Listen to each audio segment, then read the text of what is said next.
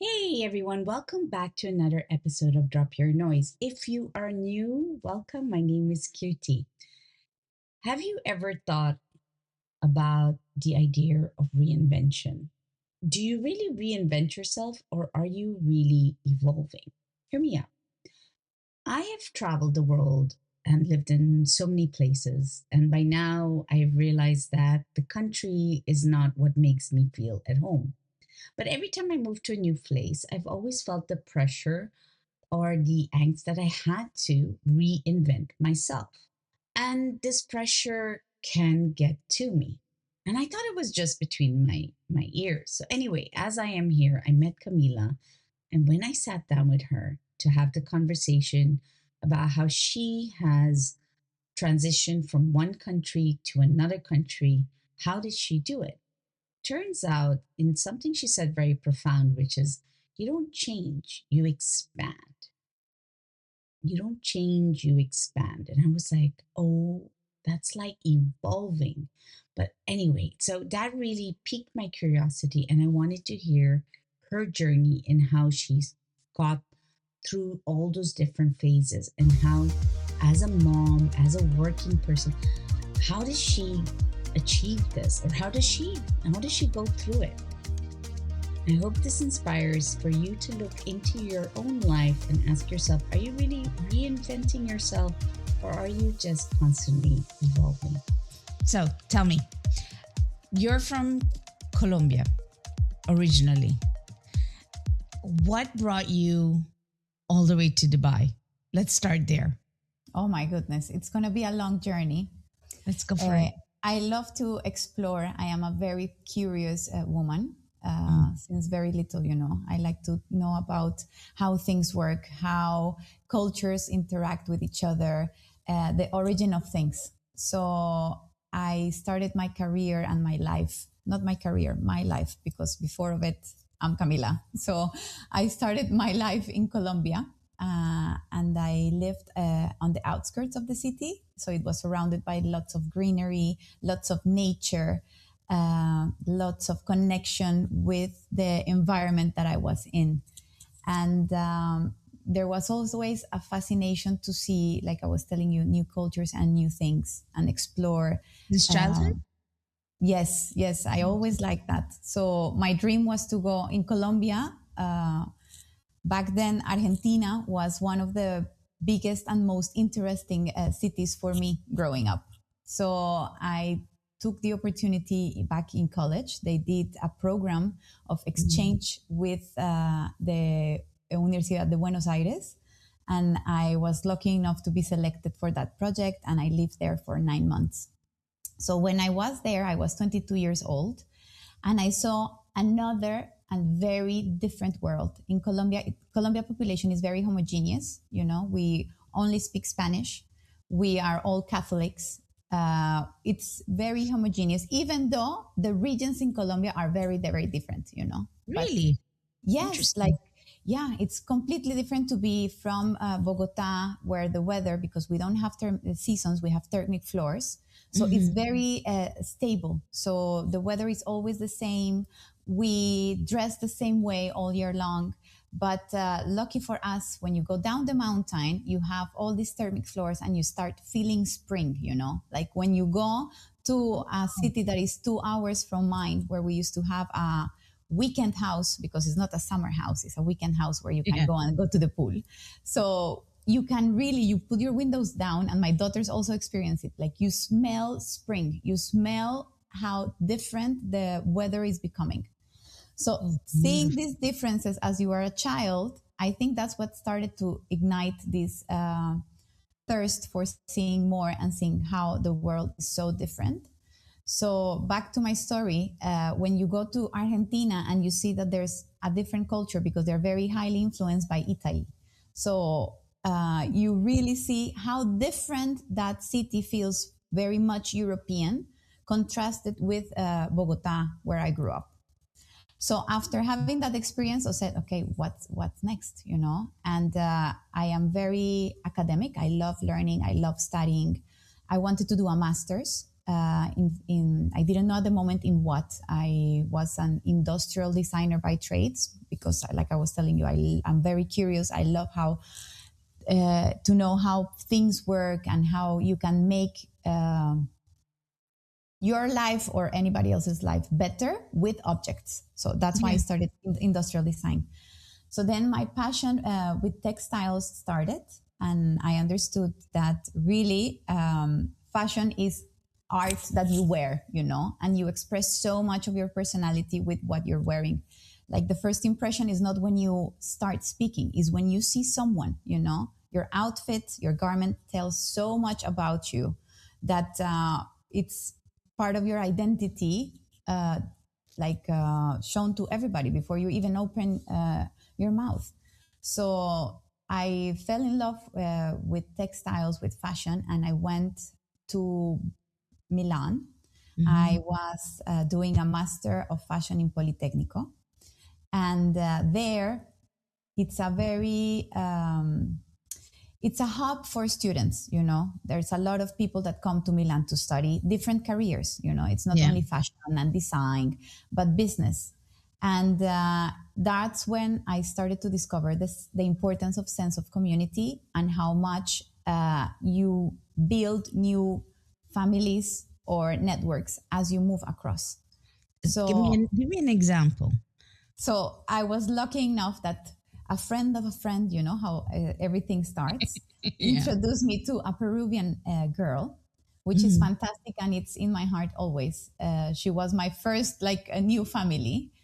We became flatmates, and she had also some Peruvian friends that were there, and those Peruvian friends were studying business. And, we start connecting and seeing that, okay, I'm not the only one doing this leap of faith of coming to a foreign country that works in another language. Everything operates in Italian. um, I am not alone. I have a community of young people that are daring to explore and to see new lights. So through that, I met my husband. He was studying business Oh in wow. Bocconi. Yeah. So because friends of friends, like I was telling you. Yeah. So after that, we fell in love, but it was the crisis of 2008. So there weren't many opportunities in Italy, and he didn't manage to find one for himself. So he moved back to Qatar, where he was living before going to Milan. And we And fell his in love. country, hold on, his country of origin is Qatar, Lebanon. Lebanon. Okay. So he moved back. He found a job that was very interesting for him. And he told me, listen, come one weekend and you see Qatar and you explore it. And I went, and oh my God, it's the complete opposite of Colombia in everything. Yeah. It's 180 degrees turn. So, in terms of nature, it was a new environment for me, in terms of weather, in terms of safety. I love Colombia. Like, I love, love, love Colombia, and it's really hard not to be there. But for different reasons, and one of them is safety. I'm not there.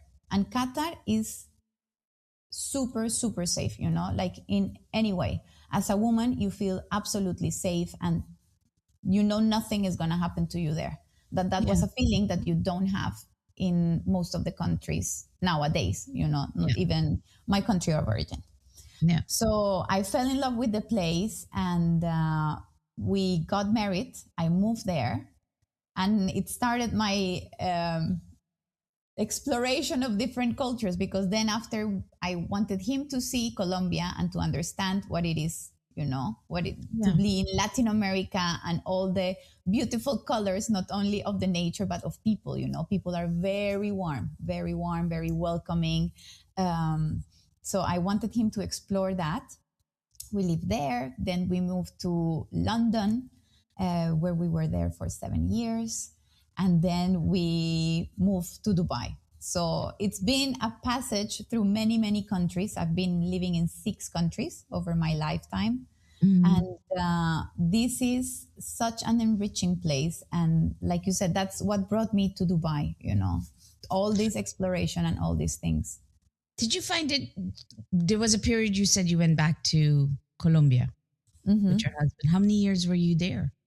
We were almost 3 years. So it was really interesting for him as well. So what was Camille? By then you must have, you've been through so many different lands already, and you went back to Colombia. Mm. You go back with a different lens. How did it go back with the reintegration at that time? Was it easy? Was it harder? What was it So like?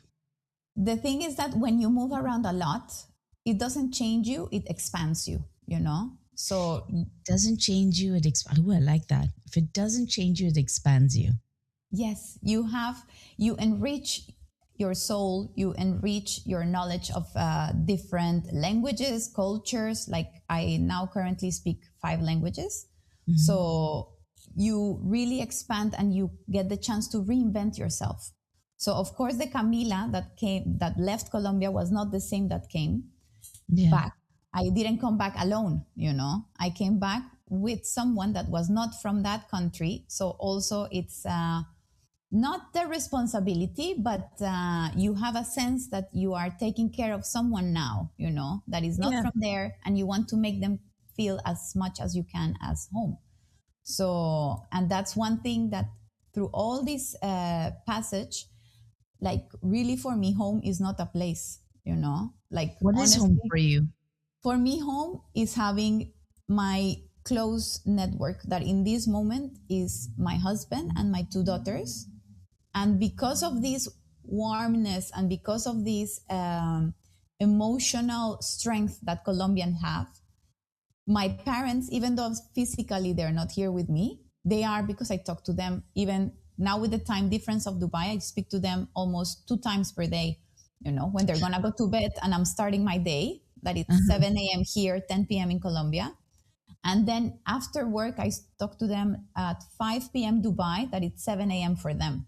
I'm going to take notes of this because I'm having this struggle. My mom, as in my family, my mom and sister live in Curacao, and my other sister lives in Miami, and I am struggling Mm. with the time difference. I'm gonna take notes of that timing. I like Yes, it. honestly, it's fantastic, and you know, like it's even brought us closer because I Really? talk to my dad when he's in bed. You know, like when I was in Colombia, talking to him at 10 p.m., like going before to bed, like yes, and this happened in the day, like the recap that I do with my daughters when they're gonna go to bed, that we snuggle and we Yeah. say everything that happened and what you're looking forward the next day. So I'm having that now with my dad, even if we are miles and miles away. You, So you know what I love, and I think you're bringing up for me is the sense of, I don't know. I had it definitely in Curacao. I don't know if it's something from that area or the region or the warmth of that area. Is that family is more than just your your husband and your children. It's like a whole community, mm, and you're constantly, your life is not just very European. I think European has a lot more rigidity in it, and I find Dubai has a lot of that as well. Am I off, or because I'm new to Dubai? I agree with you completely, you know.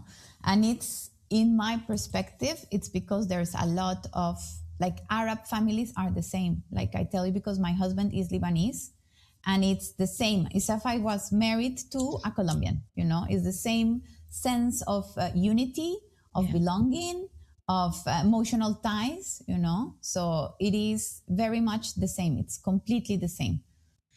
So Camila, you mentioned you're a mom of two girls. Yes. And so you've lived in these different worlds. Did they also travel and move with you, or has this been their primary base?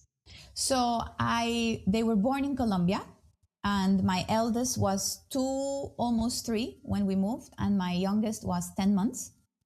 So the little one didn't experience this migration to London as Mhm. heavily as the big one did, because she was going to kindergarten, she was speaking Spanish. Yeah. So she was exposed to a Latin American culture where she had the aunt, the uncle, the grandpa, the grandma, the cousin. You know, we were seeing each other, the great grandfather, you know, because Yeah. he was still alive back then. So it was like this sense of community and of unity. So for her, I think there was like this rupture, and you could see it in some of the not regressions she had, but she had to go through some steps again. So yeah, for her it was stronger. And then we all migrated from London to Dubai, and they were Yeah. like 7 and 9 when we moved. So that one was even more evident for the small one. It was her first Yeah. real migration. And yeah, it's when you move the first time is really, really hard. And I say the first time because then when you move, it's, you know what's going to happen. But it's this newness of adventuring into a new city, a new Yeah. culture, a new school. In their case, it was the first time that they had to change friends and make new ones. So the perception or the identity they had built in London was not represented at all when they came here. They had to really, again, portray themselves and show who they are again to Yeah. this new group of people. So when you have to do that, like I've done it 6 times already, you know what the deal is, and you know how you build this. But for them, it was the first time. So for one of them was trickier to make new friends, even though in London she was one of the most loved kids in the class, Yeah. because she's kind of shy. So you have to, again, break this, say, okay, this is who I am, and I'm going to be comfortable with you that I just met, and I'm going to show you all my true colors very quickly so that we can start having like a friendship.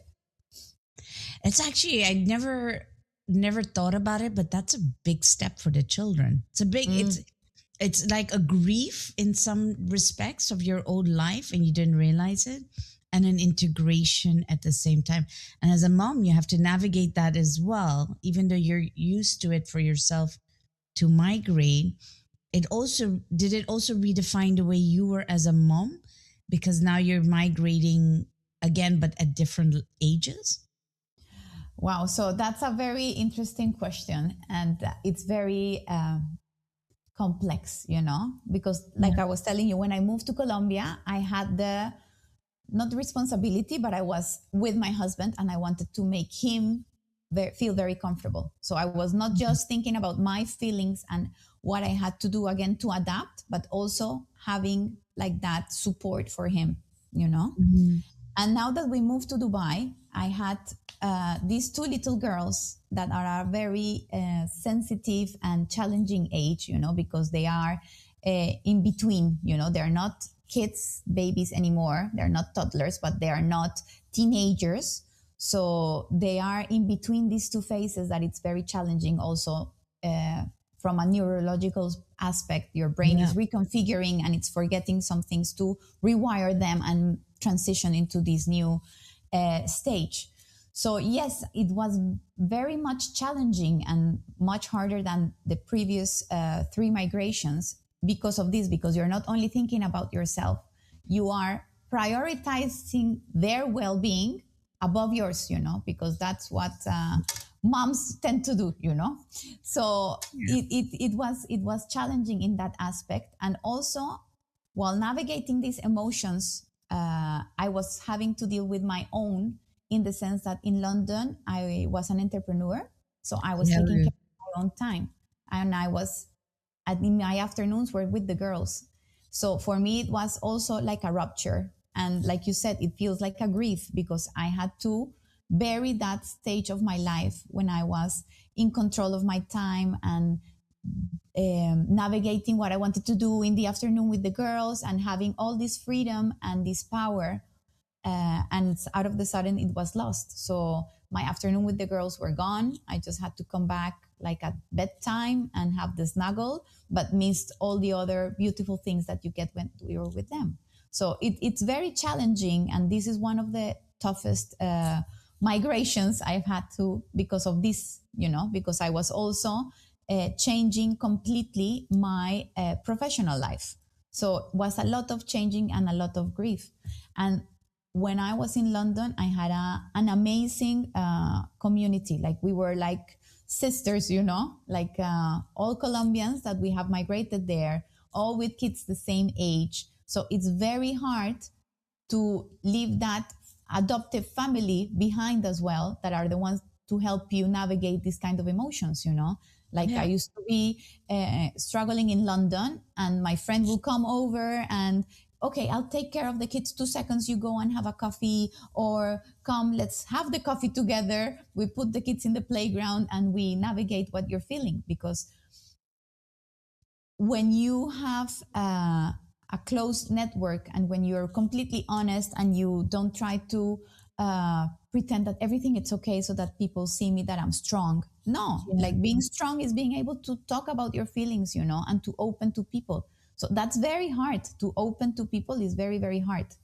I find it is, and I find it amazing that you found, and it's beautiful. You found this network in England, because it is a precious age. When I think, see, I'm not a mom, and but when I think just for a moment in through your lens, I think, wow, it's a lot of big leaps. You know, you're Mm. navigating different layers of well-being at the same time. Okay, you're, you know, as you share, you were an entrepreneur, and then all of a sudden you come here, and now it's a lot of different it feels fragmented, and you're sitting there having to, like in fashion, stitch it together. That's what I'm seeing it Fantastic. as. Yes, yes. And I can't help but wonder, like, every time that you've shifted, what is that one skill or that one part of you that's become very strong to navigate changes and unpredictability?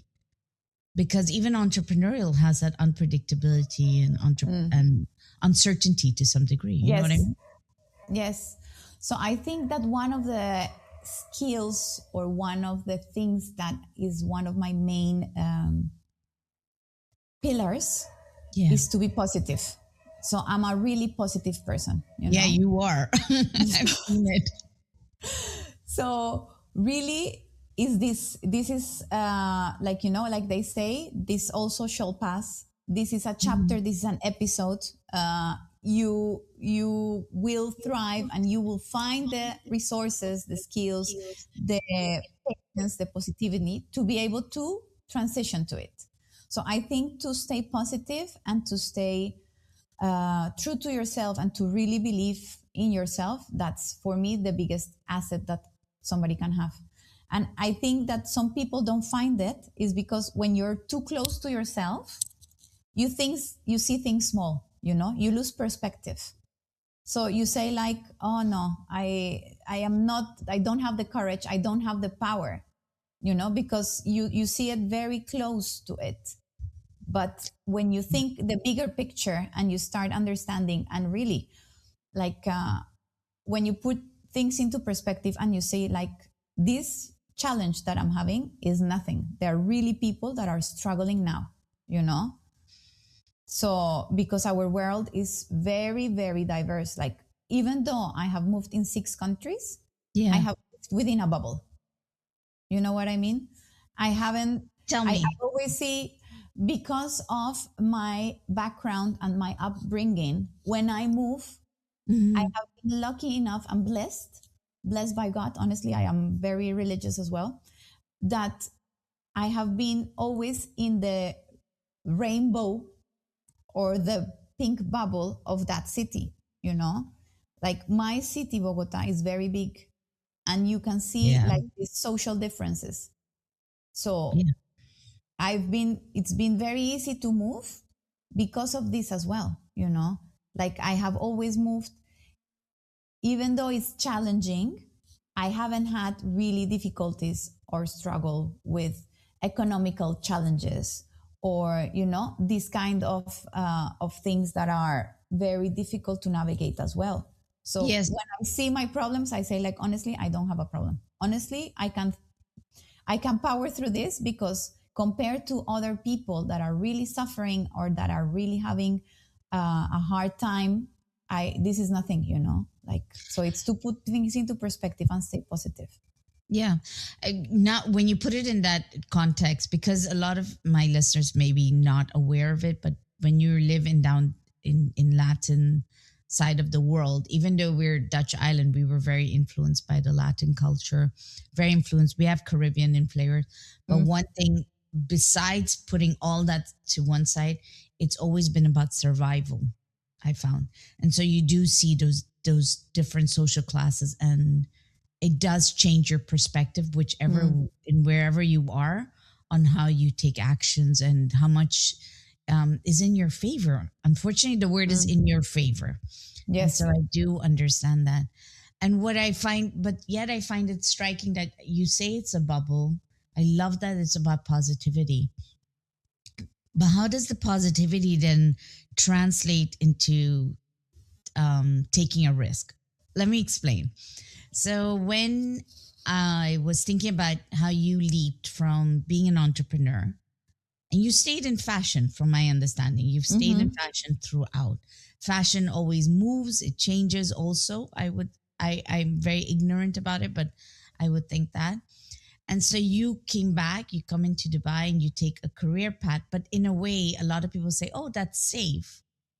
But actually, I don't see it. I think, how did she ever assess her risk? You're saying being positive, and I think that's part of assessing risk. How do you or support people who are risk averse? Because I see the opposite way. I see people leaving Mm-hmm. the career path, putting their hands into the entrepreneur, their spirit, and then really struggle because they haven't shifted. They haven't, I felt always they can't navigate the adversity of risk. Can you help me process that? Or how does that work? So for me, it's back again to network, you know? So when I was starting this entrepreneurship stage, I was lucky enough that one mom from my daughter's school was doing the Yeah. same. And we started chatting one day over a coffee, and she gave me some of the key points that where she had failed, you know, or that she would have done different now that she has done the path. So I think when you really are lucky to connect to people and to build a community or a network and you learn from other people's mistakes, you like avoid a lot of uncomfortable situations that maybe make you less resilient. I like that.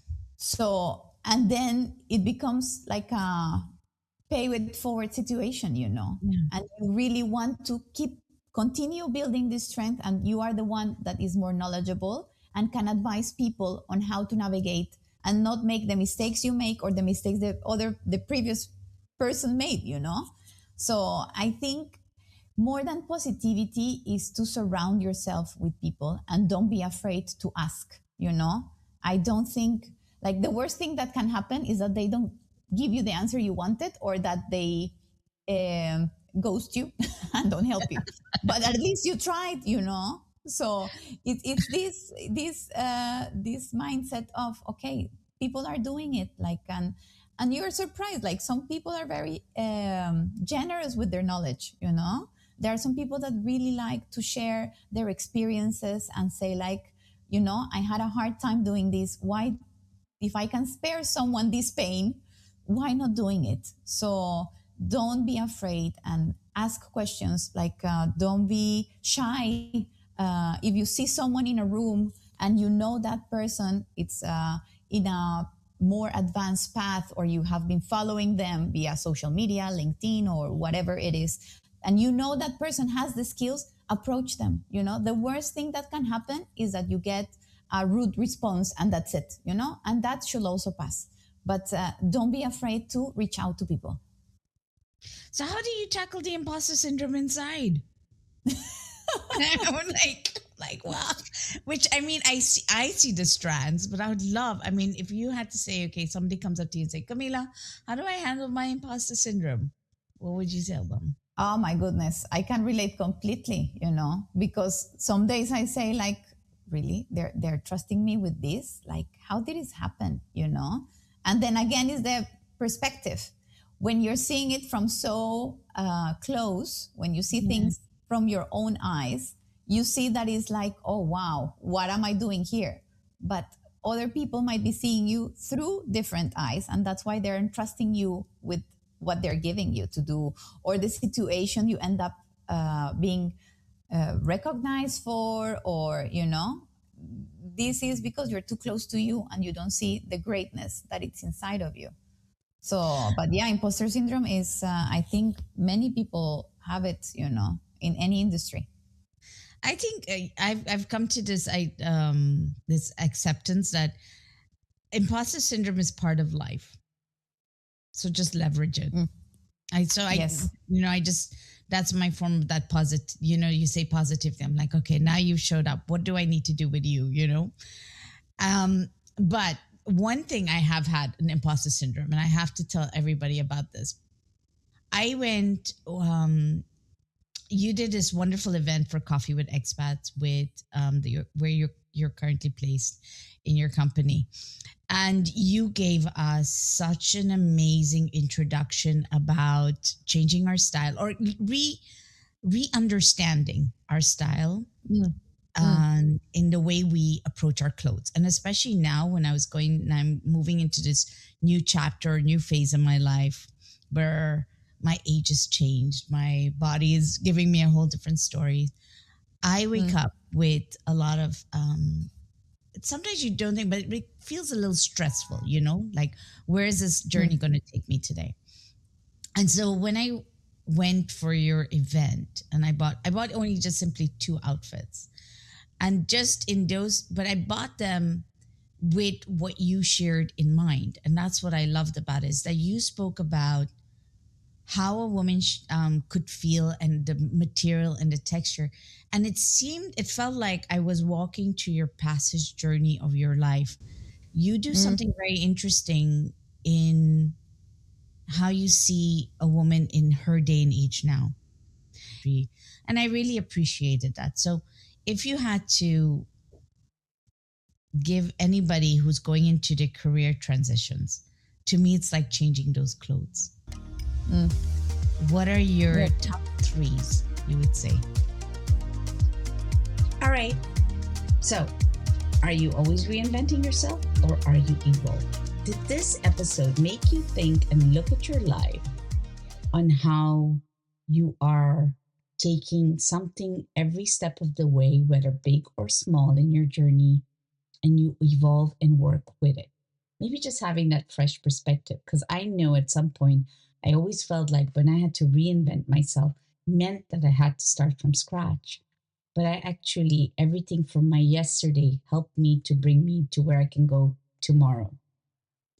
Camila inspired that to me. And that sentence about expanding yourself was so profound that I use it or I think back on it every single time.